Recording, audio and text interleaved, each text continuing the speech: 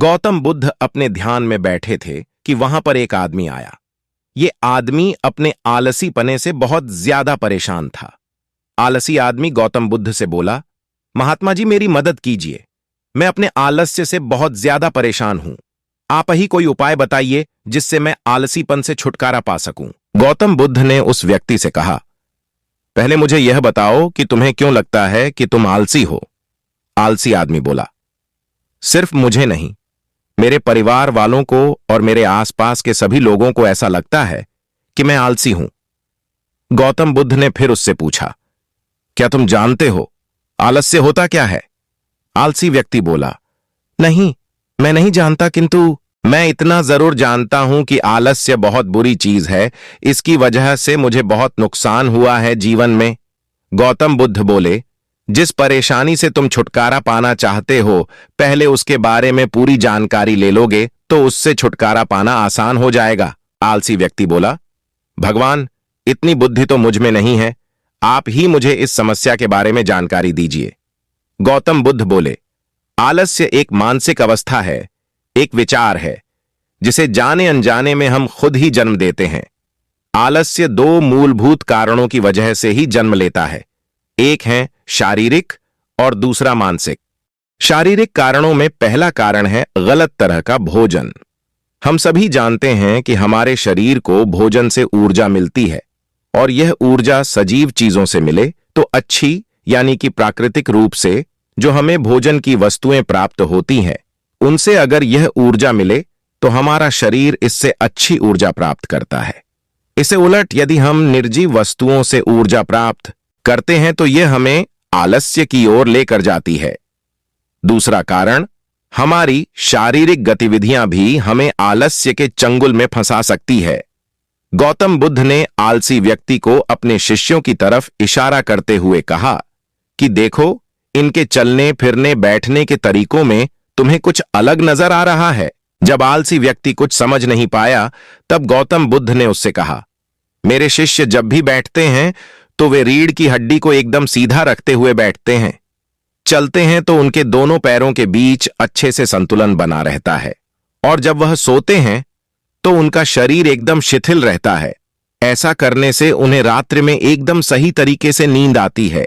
आलसी व्यक्ति बोला, लेकिन नींद तो आलस्य का की एक स्वरूप है। बुद्ध बोले, हां, अगर उसे ज्यादा मात्रा में लिया जाए तो बुद्ध ने इस बात को आगे बढ़ाते हुए कहा, नींद कम मात्रा में लोगे तो तुम्हें अगले दिन थकान महसूस होगी, और ऐसा करने से ज्यादा आलस्य शरीर में आएगा। नींद ज्यादा लोगे तब भी यही परिणाम होगा। इसीलिए नींद को ना ज्यादा ना कम, एकदम सही मात्रा में लेना अति आवश्यक है। आलसी व्यक्ति बोला, हां, यह तो मैंने भी अनुभव किया है। बुद्ध बोले, अब मानसिक कारणों के बारे में जान लो। मानसिक कारणों में सबसे पहले हैं हमारी पुरानी गलत धारणाएं। अक्सर ऐसा होता है कि हम पहले जिन कामों में असफल हो चुके हैं, हमारे अंदर ऐसी भावनाएं बन जाती हैं कि हम उस काम में हमेशा असफल होते रहेंगे, जिस वजह से हमें उस काम को करने में आलस आता है। ऐसी धारणाओं से छुटकारा पाने का एकमात्र उपाय यह है कि हमें अपने मन को यह समझाना चाहिए कि पिछली बार हम जब उस काम में असफल हुए थे तो हम उसके बारे में जितना जानते थे, अब हम उस काम के बारे में उससे ज्यादा जानते हैं, क्योंकि असफल होने के बाद हम उससे काफी कुछ सीखे भी हैं। बुद्ध बोले, दूसरा कारण है आलसी और कामचोर लोगों की संगत। कई बार ऐसा होता है कि हम आलसी नहीं होते, मगर जिनके साथ हम रहते हैं हम उन जैसे बनने लगते हैं। इससे छुटकारा पाने का उपाय बहुत सरल है।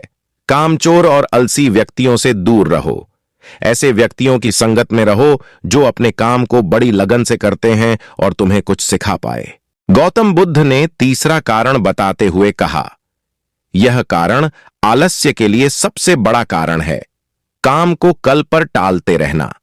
यह कारण इतना शक्तिशाली है कि किसी भी व्यक्ति को बर्बाद कर सकता है। इससे बचने का सबसे आसान उपाय यह है कि जो काम जितनी जल्दी संभव हो उतनी जल्दी कर दिया जाए। गौतम बुद्ध ने आलसी व्यक्ति से एक सवाल पूछा, मान लो तुम किसी रेगिस्तान में फंस गए हो और तुम्हें प्यास लगी है तो तुम क्या करोगे? आलसी व्यक्ति बोला, मैं जल्दी ही रेगिस्तान के आसपास कोई गांव की तलाश करूंगा या ऐसी जगह की तलाश करूंगा जहां पर मुझे पानी मिल सके। गौतम बुद्ध बोले, अगर तुम्हें काफी देर ढूंढने पर भी पानी ना मिले तब तुम क्या करोगे? आलसी व्यक्ति बोला, मैं तब भी अपनी तलाश जारी रखूंगा क्योंकि ऐसी परिस्थिति में मेरे पास कोई और दूसरा विकल्प तो होगा ही नहीं। गौतम बुद्ध बोले, बिल्कुल सही। और यही है मानसिक स्तर पर आलस्य का चौथा कारण, किसी भी निश्चित लक्ष्य का ना होना। यह भी आलस की ओर लेकर जाता है। अब सुनो, पांचवें कारण के बारे में गौतम बुद्ध बोले, सोचो कि तुम्हारे पास काफी सारे सोने के दागिने हैं जो तुम्हें एक जगह से दूसरी जगह लेकर जाना है। तुम चलते चलते थक जाते हो और किसी पेड़ के नीचे बैठ जाते हो और तभी तुम्हें दूर से तुम्हारी तरफ दौड़कर आ रहे डाकू दिखाई देते हैं। तो क्या तब भी तुम आलस करके वहीं बैठे रहोगे या ऐसी परिस्थिति में तुम वहां से उठकर दौड़ने लगोगे? आलसी व्यक्ति बोला, जी, मुझे वहां से दौड़ना ही पड़ेगा, नहीं तो मेरी जान और सोने के दागीने दोनों खतरे में पड़ जाएंगे। बुद्ध बोले, यानी कि तुम्हारे पास एक ठोस वजह होगी दौड़ने के लिए। यही है आलस्य का पांचवा कारण, किसी भी काम के लिए ठोस वजह का ना होना। आलसी व्यक्ति महात्मा बुद्ध की बातों से संतुष्ट हुआ। वह बोला, महात्मा जी, मैं अब आलस्य के बारे में सब कुछ जान चुका हूं और अब मैं इन सभी कारणों पर काम करूंगा और अपने आलस्य को दूर भगा दूंगा। दोस्तों, आशा करता हूं गौतम बुद्ध और आलसी व्यक्ति की कहानी आपको अच्छी लगी होगी और इसे पढ़ने के बाद अब आप कभी भी जीवन में आलस नहीं करेंगे। वीडियो अच्छा लगा तो लाइक कमेंट जरूर करें।